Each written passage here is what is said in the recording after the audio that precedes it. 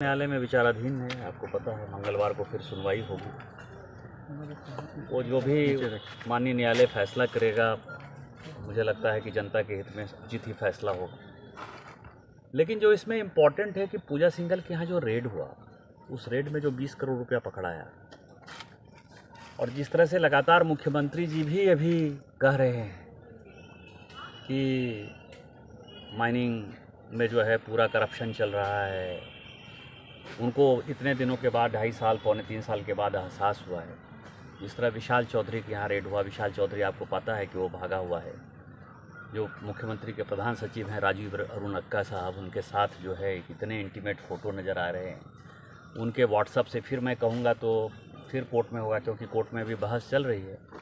ये सब कुछ जो है मेरा किया कराया है। मेरे खिलाफ आईए भी डाला था कल, मेरे ऊपर भी काफ़ी हाई कोर्ट में बहस हुई। मैं उस पर चर्चा में नहीं जाना चाहता, लेकिन मैं आपको बताऊं कि विशाल चौधरी के व्हाट्सएप चैट से जो चीज़ें पता चली है वो रोंगटे खड़े कर देने वाले हैं।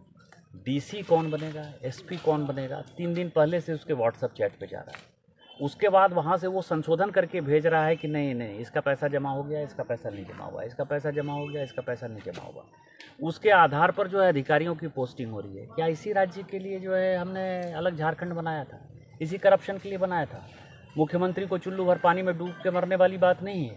इसी गोड्डा में हमने कहा था कि अमित अग्रवाल जो है वो, आप बहुत ईमानदार आदमी, अमित अग्रवाल चोर ही दिया, आपको ध्यान हो। उसके बाद उन्होंने 32 केस कर दिए।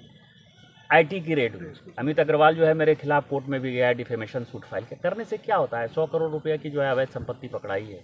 अभी फिर से यदि कोई एक्शन होगा, आईटी का चूँकि रेड हुआ है, तो सब कुछ पता चलेगा कि किस तरह से इलीगल कंपनी है।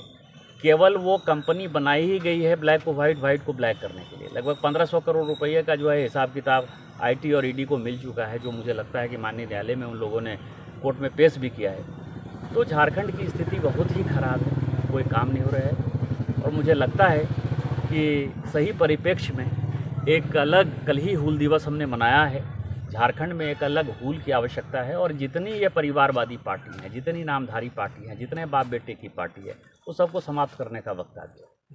महाराष्ट्र में जिस तरह से सरकार बनी है, क्या झारखंड में उम्मीद है कि सरकार यहाँ भी कुछ परिवर्तन होगा आने वाले समय में? भारतीय जनता पार्टी जोड़ तोड़ में विश्वास नहीं करती है। जब ऐसी परिस्थिति आएगी तो भारतीय जनता पार्टी देखेगी। सर, यहाँ जो एयरपोर्ट का उद्घाटन हो रहा है उसका क्या कार्यक्रम है और कब आ रहे हैं?